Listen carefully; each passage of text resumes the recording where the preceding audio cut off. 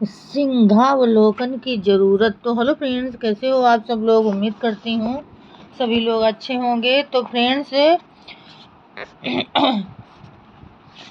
ब्राह्मण वर्ग ने उनके वर्चस्व के खिलाफ विद्रोह करने वालों को कुछ समय तक बिल्कुल महत्व नहीं दिया, बल्कि कुछ अवसरों पर ब्राह्मण वर्ग ने अपना वर्चस्व बरकरार रखकर विद्रोही वर्ग का और विशेष तौर पर क्षत्रियों का विनाश करने के लिए हाथ में शस्त्र उठाने में भी कोई कसर बाकी नहीं रखी।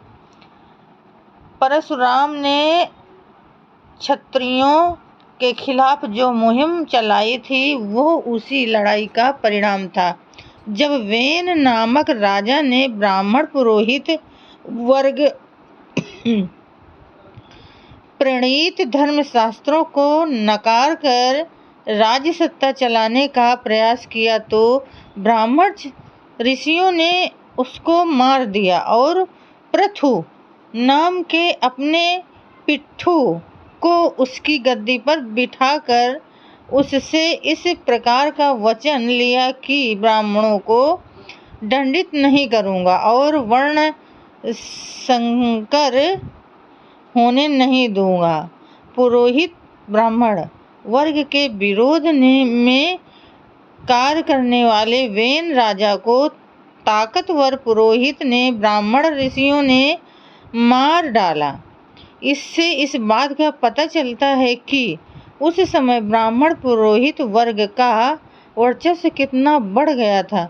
ऐसा लगता है कि आर्य समाज के ब्राह्मण, क्षत्रिय और वैश्य आदि वर्गों से विवाद में जो सैकड़ों जातियां पैदा हुईं, उनका कुछ मात्रा में सत्य इतिहास इसी प्रकार का होना चाहिए। इसमें सत्य इतिहास जो भी हो, लेकिन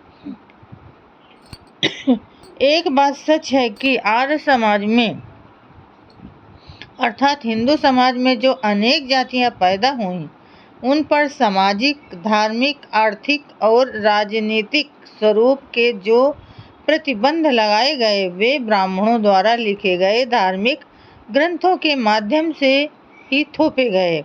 उन प्रतिबंधों का पालन करने के लिए लोगों को सामाजिक, धार्मिक लोगों को मजबूर करने वाले लोग राजा ही थे। इसी के कारण हर जाति को अपने अपने सामाजिक, धार्मिक, आर्थिक और राजनीतिक अधिकारों का जबरन पालन करना धर्म कार्य बन गया। प्रत्येक जाति में ऊंची जाति के प्रति पूज्य भाव और निम्न जाति के प्रति घृणा भाव पैदा होने लगा। इसका परिणाम ये हो गया कि अपनी जाति के आचार पर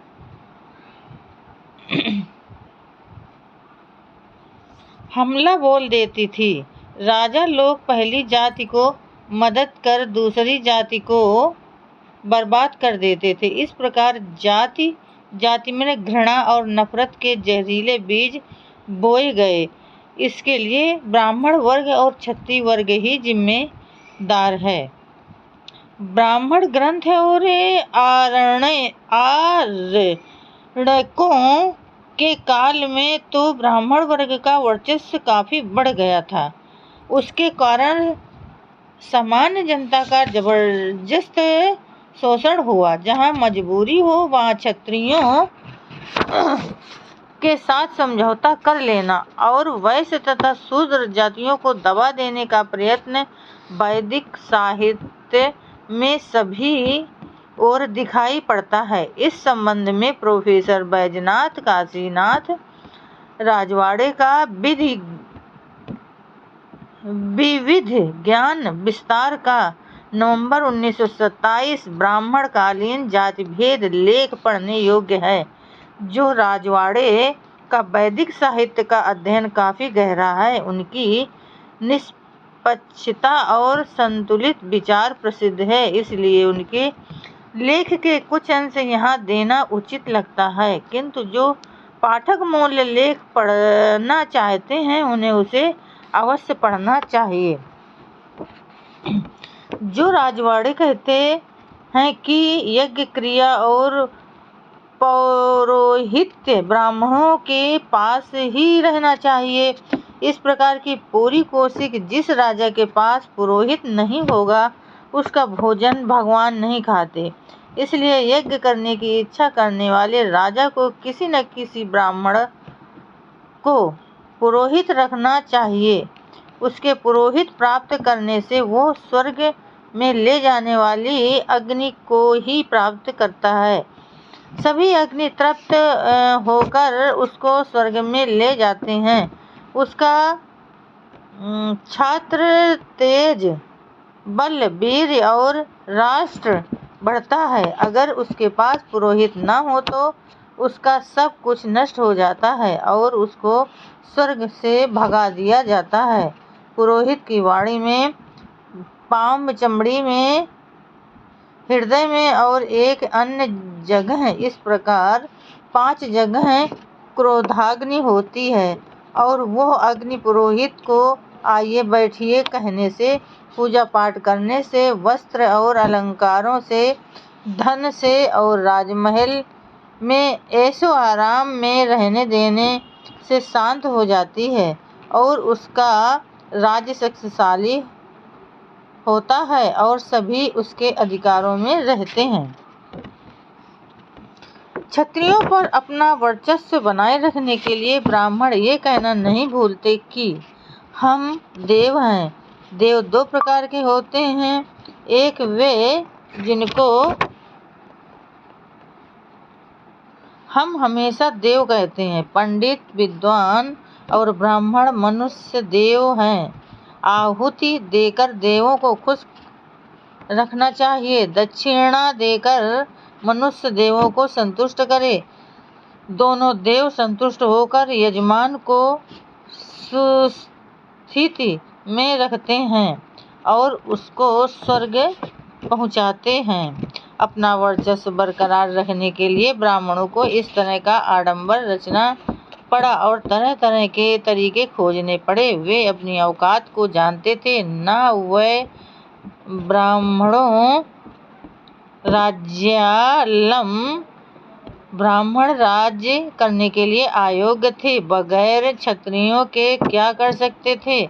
अपना वीर वाणी में ब्राह्मणों मुख तो ही वीर करोति, मुख तो ही सृष्ट बहुवीरो राजनो ही सृष्ट। क्षत्रियों के बाहुबलों में बल है, इसलिए उनके साथ एकता से रहना चाहिए। इसलिए वे हर समय क्षत्रियों का गुणगान करते थे। वै प्रजापति प्रत्यक्षतमी यद्गाजन्यतस्मादेकः साबहुनामिष्टे यद्दे चतुरक्षर प्रजापतिस्तुरक्षरो राजन्य प्रत्यक्ष प्रजाति, इसलिए वो एक होकर कई राज्यों पर राज करता है। प्रजापति के नाम में 4 अक्षर हैं। राजन्य नाम में भी 4। आद्राभिषेक से राजा प्रत्यक्ष इंद्र होता है। छत्रम व इंद्र। अभिषेक के बाद इसको साम्राज्य मिला, स्वराज्य मिला, वैराज्य मिला। ये स्वयं परमेष्टि हो गया, सच्चा क्षत्रिय हो गया, सारे विश्व का अधिपति, पुरंदर, असुरों को मारने वाला ब्राह्मण, प्रतिपालक, धर्म रक्षक पैदा हो गया। इस प्रकार से चीखते चिल्लाते थे। तो फ्रेंड्स, आज के लिए बस इतना ही। कल फिर मिलेंगे अगले नए वीडियो के साथ। तब तक के लिए फ्रेंड्स, जय भीम, नमो बुद्धाय।